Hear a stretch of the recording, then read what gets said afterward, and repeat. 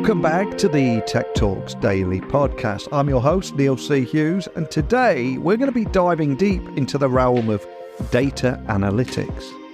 Because our guest, Aron Clymer, is the brain behind Data Clymer, which is a pioneering data and analytics consultancy that appeared on my radar after learning how they're revolutionizing how businesses unlock the latent value of data. And with a legacy that began at Salesforce and extended through PopSugar, Aron has been at the forefront of democratizing data and deriving actionable insights from it for many years. And from understanding the core essence of the modern data stack, what that means to the imminent future of data warehousing, we've got a lot to talk about today as we navigate this comprehensive data journey together. So buckle up and hold on tight as I beam your ears all the way to Minnesota, where Aron Clymer is waiting to join us today. So a massive warm welcome to the show. Can you tell everyone listening a little about who you are and what you do? Sure. So I run a data professional services company. We help solve the problem of not having enough data at your fingertips. So if anybody listening here has not been able to answer a question today, a business question that they really think they should be able to because the data is not immediately available, that's the problem we're solving. And we by implementing cloud data warehouse systems. And I just been in the data industry for a long time now, for decades, and I love being in this industry. I came from a background of more SaaS business software and high tech in general. I lived in the San Francisco Bay Area for a long time and did that. And it's just that this industry and this environment today with data, especially with all the talk of AI today as well, which is just the next evolution of all of this, is super exciting, and I love being in the industry. And it's a pleasure to have you on the podcast. I always try and take my guests back in time a little and learn more about what might have ignited that spark in them and what put them on the path that they're on today. So can I ask that you share your origin story and your background in data analytics, and ultimately what would lead you to establishing Data Clymer? Yeah, it's funny. I think maybe it's because I have a hard time being super creative, perhaps, that I always like data to sort of tell me the story. So I've always been a little more technical, a lot of the engineering side, but I like my personality is a mix of a lot of things, and so I'm interested in so many different aspects of business and data. So I think just naturally fell into data though because of the kind of the powerful story that it can tell and the interesting insights that you can get from it, and sometimes often unexpected insights.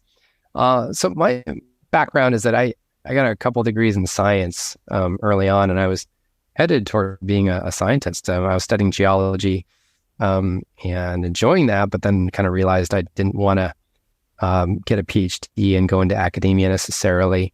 And so I shifted my career back in the 90s to be more in high tech. And back then it was actually quite easy because of the .com boom was happening, and I felt like you could easily get hired into high tech if you could learn anything, right? So I was able to get into the high tech industry in B2B software and working with data and databases all along. But in the early 2000s, I went through an MBA course, our whole program, and one of the courses was what you would call data science today.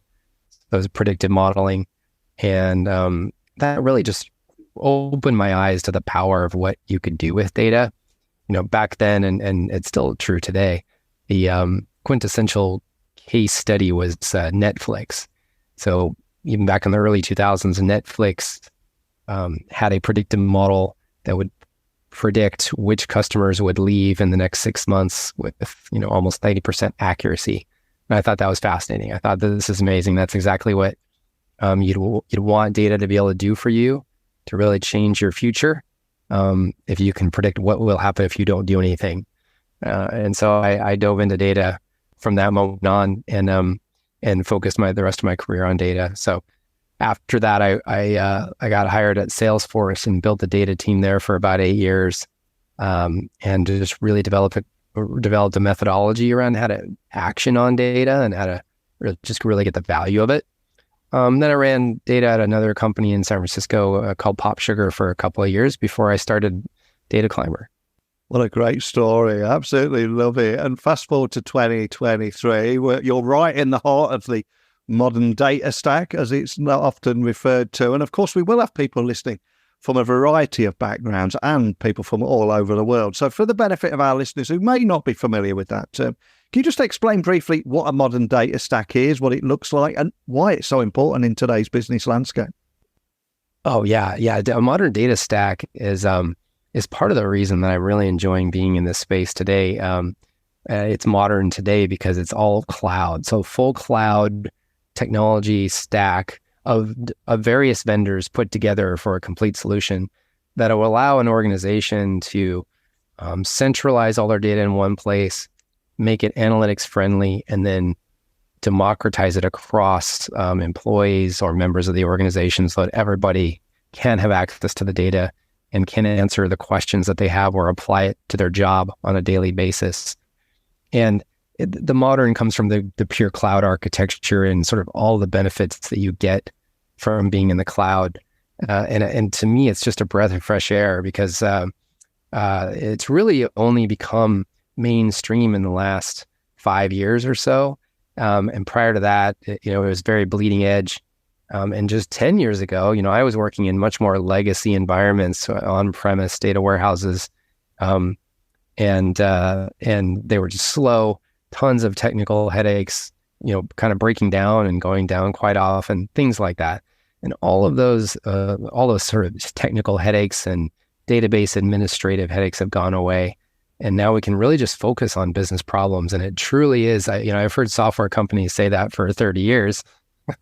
Just focus on your business problems. Don't worry about the technology. But that really hasn't been the case especially in data until recently. It truly finally is, I think, becoming a reality where we're actually getting a lot of the promise that has come out of high-tech companies for 30 years in data, is being realized today with this modern stack. And I suspect that many people listening will have been burnt by that garbage in, garbage out problem, and also faced challenges around data being in silos and certain departments holding on to their data, not wanting anyone else to touch it. And equally, everyone's now facing the pressure of cleaning their data to leverage AI and machine learning. And you've worked in several organizations building and leading data teams. So what, in your opinion, are some of the key steps that any business leader listening can take to essentially build a strong data culture? Because it's a tough one to achieve, isn't it?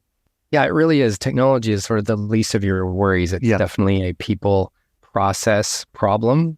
And so I recommend a couple things here. So first of all, and this is one of the beauties of the technologies actually, is that you can move fast and solve a specific problem. So I definitely recommend just diving in and solving one specific use case that's near the top of your list. Ideally, it's maybe low-hanging fruit technically, and so you can get it done pretty quick. But with the modern technology, you can iterate and move in more of an agile approach where you don't have to spend months and months of specifications around the environment. You can just turn all of this stuff on and literally start using it within a day and just go in a way. So I recommend biting off a small chunk, getting a use case done end to end.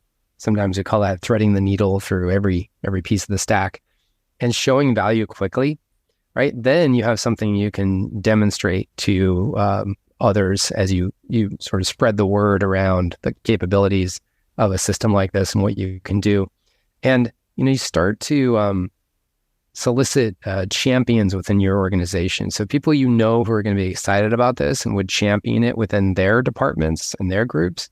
And it's kind of taking that train the trainer approach, train the people that enjoy learning the environment, show them what they can do, have them build out their own roadmaps, requirements, think about what they can get done, and then build out from there. And you can iterate over and over and slowly grow the environment, or quickly, you can kind of go as fast or as slow as you want. And there are always, of course, high level best practices, design patterns you want to follow. So you definitely want to work with a partner who can who has a lot of experience with data warehousing specifically. But you can do this in an iterative fashion, and I love doing that. The other thing I would do is really find people within, again, each department that is going to be using the data. So rather than build a very large central data team that includes all the analytics as well of a company, I like to keep the data team very technical, but non-domain specific within the organization, and have all of your analysts be working in their departments, and just enable them to use the technology. But they're the ones that are closest to the business problems, and they're the ones who are going to make the biggest impact on the business. So keep them where they are, enable them with the technology, and then iterate. And of course, more and more businesses are also considering running their operations directly off a cloud data warehouse. And for anyone that hasn't made that leap yet, that are listening, what are the potential benefits and equally challenges that they might face during a transition like this? Yeah, and this is a really exciting area of the data warehousing world. And it's really only possible because of the cloud and a lot of the performance gains that have been made with this modern stack. So just a little history again here, back even 10 years ago, but 20 years ago, 30 years ago, data warehouses were simply just too slow. Computer, disk space was expensive at first. Memory was low. Just the amount of data that you could cram into a data warehouse, and then the amount of power you could apply to analyze that data and get your analytical results was so high that it took a lot of work and money to stand up a system and actually do your analytics. And that was just for the use cases of internal analytics and reporting and dashboarding. Fast forward to today, the power of these data warehouses is really increased dramatically, but even more so, the ability to scale it indefinitely, that's kind of the key, is really now a mainstream feature, where you can continue to take lots of different sets of compute essentially, and just keep adding more and more to those, and everything runs in parallel, and so there's nothing breaks down, and there's not a lot of contention, and you can scale these things indefinitely. So what that means is that now you have the power and the capability to actually start running more than just internal analytics and dashboarding. You can start running your operational systems right on top of a data warehouse. And it just opens up a whole new, really, it's a paradigm shift in how companies can run operationally. Because classically, the data that's in a data warehouse, if it's going to be used for operations, has to be moved to the operational systems, and sometimes in a pretty slow way. So you're not going to get any kind of low latency applications. And there's just a lot of data movement. It can be done, of course, and it has been done for years. But now it can be done so much faster. And what the transition that is happening right now is that instead of legacy operational systems pulling data out of the data warehouse and then using it, more modern and still kind of bleeding edge data applications are being built in the cloud directly on top of these data warehouses. And so the data doesn't have to move anymore. And that's kind of the key. These operational systems can query the data directly in the data warehouse in an operational way and just use it immediately. So the future of all of this is sort of getting rid of a lot of this data movement and really moving the data warehouse into a central position within the daily operations of an organization. And one of the things that put you on my radar was when I read about you online, talking about the importance of becoming a data hero at an organization. So can you tell me a bit more about what you mean by that term, and also provide some tips for individuals who could be listening who maybe aspire to becoming a data hero themselves in their organization? Yeah. The data hero concept comes out of this idea that the modern cloud data stack enables so many more people with so many different kinds of skill sets to become a data hero.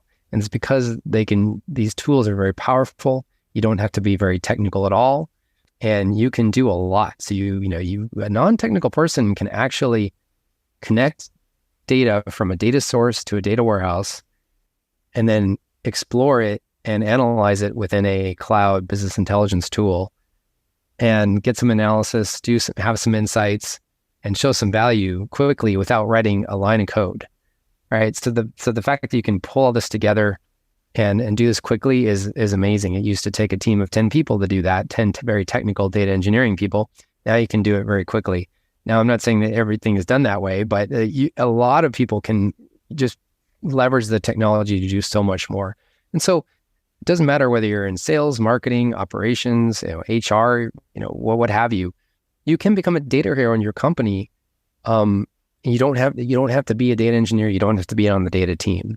That's the idea there. And as someone that has been in this industry for many years and probably seen more than a few trends come and go along the way, I'm curious, how have you seen the field of data warehousing evolve over the years, and where do you see it heading in the future? Yeah, it's really, really interesting. So data warehousing has been on a slow evolution again until it feels like till recently. Early on, they were really just standard databases that were then called data warehouses. The problem is standard databases are really meant for transactions one at a time. One write, one read. Applications are built off of those transactional databases. And to build a data warehouse on a transactional database, you have to really tune it. You have to build a very complex data model that's going to work and be performed. And then came along columnar data approaches or data architectures to data warehouses. And that just meant that you could throw in, again, millions or billions of rows, and it actually performs pretty fast to do a scan and get an answer to a question. And so that approach has been around for quite a while, but taking that approach and combining with the cloud, it's just really where it's exploded. So today you have leaders like Snowflake and Databricks building these data platforms that can take, for the data warehouse piece, they definitely take that columnar approach.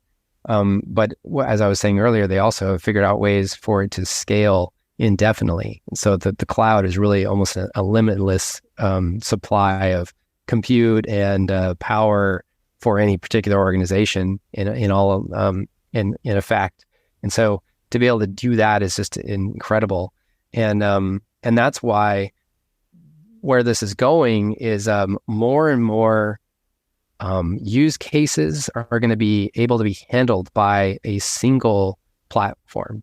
So that's kind of another thing. If you had, so say you're a fairly decently sized organization, or any organization really that needs a lot of different kinds of things from data. So you might need real-time data or near real-time data for some use cases, like to get to action on a customer, take action on something your customer just did.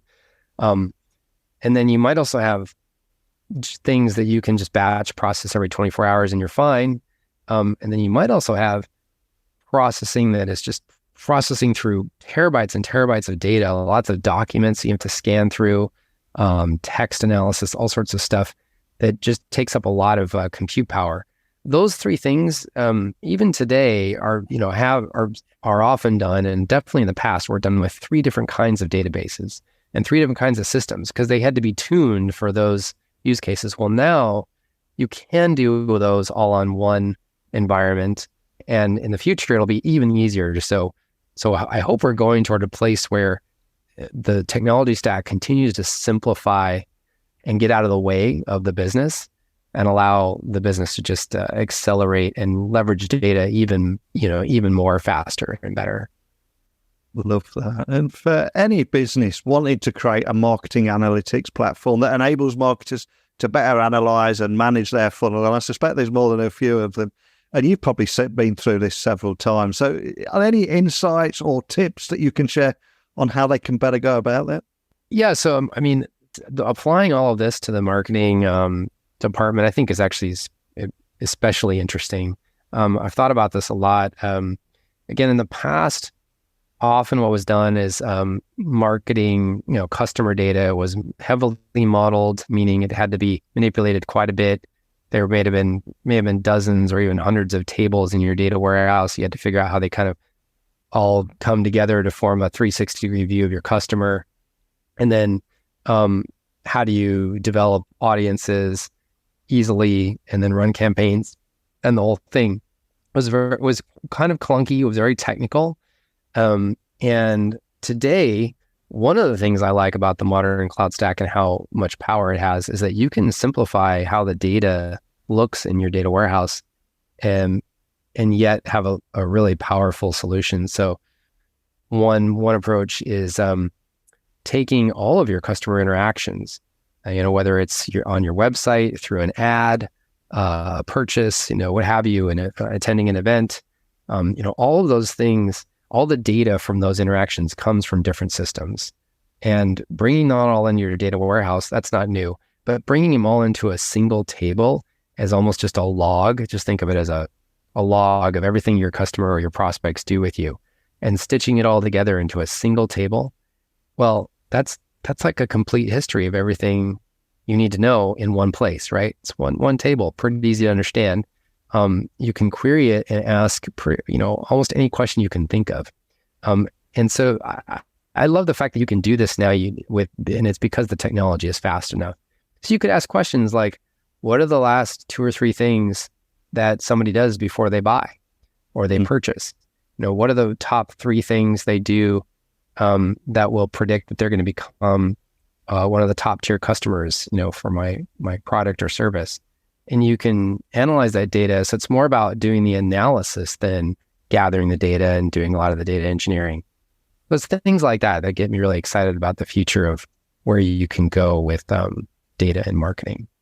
Incredibly cool. And finally, as the CEO of Data Clymer, I've got to ask, you've guided the growth of your company over the last 6 years, despite a global pandemic and a global economic downturn. Where do you go from here? Is there anything you can share around your future plans and what we can expect from you guys? I appreciate there's probably a lot of things you can't share, but is there anything you can?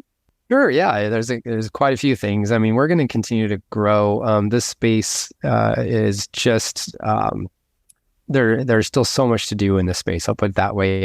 Every single organization on the globe needs to be having a data strategy, implementing a data warehouse so they can actually see where they're going and answer all their business critical questions very quickly.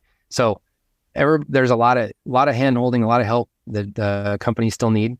And the technology is still somewhat confusing. Again, there's 5, 10, 15 sometimes vendors that come together for a complete solution. So understanding how to integrate those all is really important. And so we're going to definitely keep moving along and helping companies go through all this. We have a couple of verticals that we're focusing on more and more.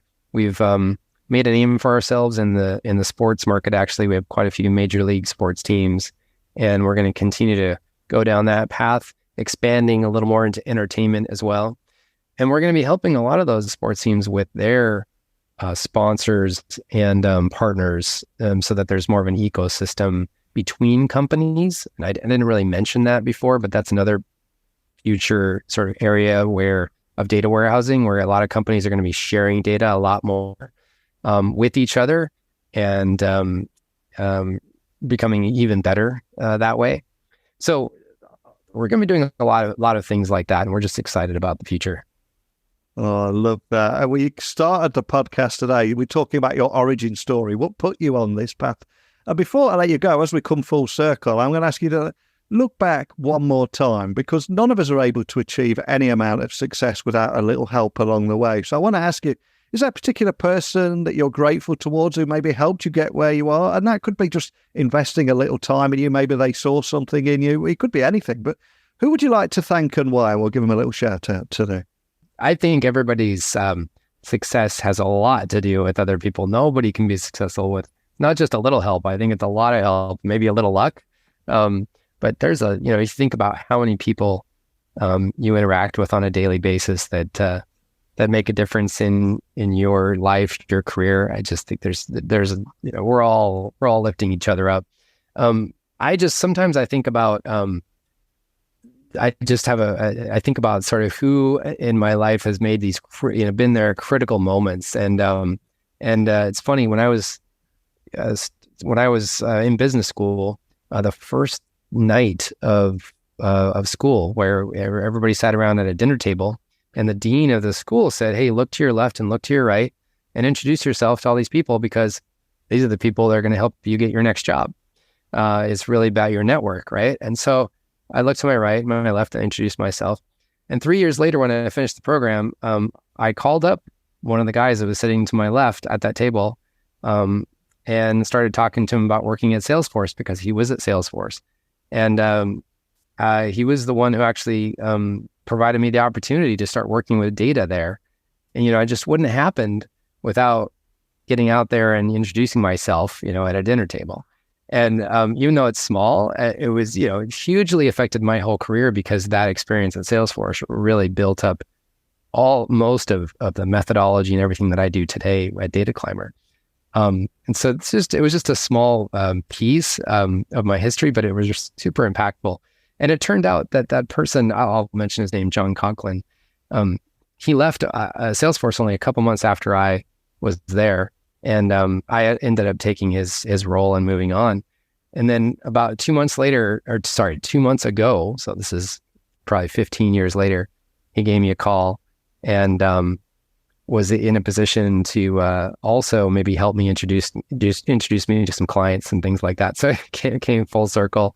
And I just realized how everybody who is involved with, especially with your career, can make a big difference. Wow, absolutely love that. And I also love the fact that John is probably completely unaware on the impact that he's had on you, your life and your career, and why I think it's so important to recognize that and give these people a shout out. So John, I hope you're listening. Big shout out to you. And Aron, for anyone listening, just wanting to find out more information about anything we talked about today, contact you or your team, or just find out more information about what you're doing at Data Clymer, where would you like to point everyone listening? Yeah, well, first and foremost, just go to our website. It's dataclymer.com, and Clymer is spelled Clymer. And that's just my last name. You can also email me directly at Aron@dataclymer.com. There's a contact us page on there. You can read all about all the stuff we talked about and more. And happy to talk anytime. Well, I always say at the end of every episode, technology works best when it brings people together. And I love how you brought that story around John up there and the impact that he had there. And also love how you're using technology to empower every one of your clients' success by unlocking the value of data. Incredibly cool what you're doing here. But more than anything, just thank you for sharing your story today. Well, thank you very much. It's been a pleasure talking to you about all this great stuff. So a big thank you to Aron for sharing his experiences and passion and vision for the future of data. And I think that landscape of data warehousing and analytics is ever evolving. And I think with leaders like Aron, we can expect a data-driven future where businesses not only understand their data, but leverage it to drive a real-time impact. So if you're keen to learn more, please connect with Aron and the Data Clymer team, and I'll provide you with details in the show notes, because I always do a blog post that accompanies this episode. You find that on my website, techblogwriter.co.uk. Go to podcasts, and you should see a link to everything that you need and more. But finally, for me, the big takeaway is it's not just about collecting data, but it's how you harness it. But as always, feel free to email me, techblogwriter@outlook.com. Connect with me on LinkedIn, Twitter, etc., just at Neil C. Hughes. Let's keep this conversation going. And we'll explore a completely different topic tomorrow. That's what we do here on this podcast. Hopefully you'll join me again then. But thank you for listening as always. And until next time, don't be a stranger.